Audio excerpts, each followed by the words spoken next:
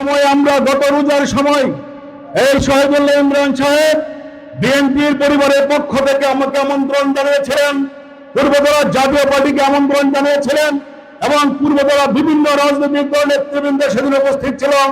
সংগ্রামী বন্ধুরা, উপস্থিত নেতৃবৃন্দ এবং সামনে যারা মুসল্লি আছেন, আপনাদেরকে বলতে চাই সেদিন সেই অনুষ্ঠানে আসার পর রাত থেকে যুদ্ধ শুরু হলো। সামাজিক যোগাযোগ মাধ্যম ফেসবুকে আমাকে গালি দেওয়া হয়েছে, আমাকে দালাল বলা হয়েছে, আমাকে দৌড়বিবাজ বলা হয়েছে। আজকে আমি তাদেরকে বলতে চাই, আপনারা হয়তো জানেন 1987 সালে পূর্বতলার বিএনপির সভাপতি বাবুল আলম তালুকদার যখন বিপি নির্বাচন করেন নেত্রকোনা বিশ্ববিদ্যালয়ে, সেদিন পূর্বতলা থেকে আমরা 50 জন ছাত্র সমাজ করা অবস্থায় 50 জন বাইসাইকেলে গিয়েছিলাম। আমাদের পূর্বতলার চ্যালেঞ্জ হিসাবে তাকে সমর্থন দিবে।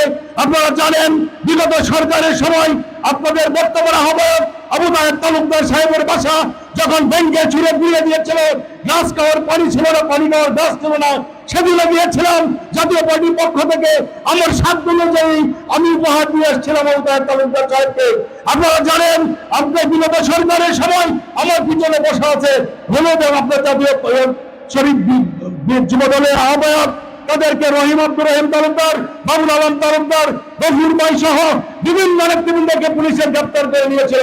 সেদিনে গিয়েছিলাম, গিয়ে বলেছিলাম ওসি সাহেবকে, ওসি সাহেব আগামী দিন পূর্বতলা যদি বিএনপির নেতৃত্ব যারা দেবে তাদের মধ্যে তারা একজন, তাদেরকে ভালো খাবার দিবেন এবং সম্মান করবেন। রাজনীতির নিয়মে হচ্ছে আজকে একজন বন্দী থাকবে আর একজন খোলামেলা থাকবে।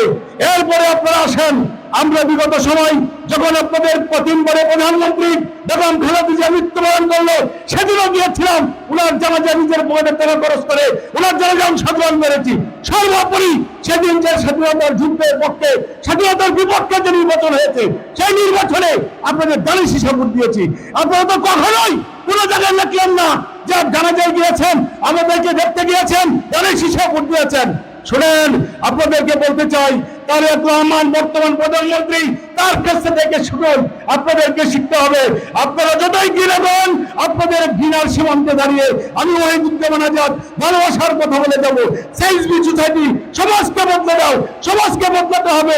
ঘৃণার সীমান্তে দাঁড়িয়ে ভালোবাসতে হবে, প্রতিহিংসা থাকতে হবে। প্রতিহিংসার ফল, ঘৃণার ফল কোনো অবস্থাতে ভালো হয় না, তা আপনারা দেখেছেন। সর্বোপরি আজকে যে আয়োজন হয়েছে, যিনি আয়োজন করেছেন আপনাকে ধন্যবাদ জানাই। আপনি সবার জন্য আজকে ইফতারের ব্যবস্থা করেছেন। মুসলমানের সর্বোচ্চ একটি আবাদতের মাস, সেই মাসে আপনি ইফতারের ব্যবস্থা করেছেন।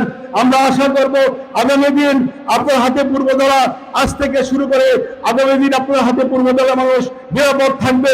শহীদুল ইমরান সাহেবের কাছে নিরাপদ থাকবে। দল যাই করি না করি, আমরা আপনাদের জন্য দোয়া করব, বিএনপির জন্য দোয়া করব, বর্তমান প্রধানমন্ত্রী তারেক রহমানের জন্য দোয়া করব এবং প্রয়াত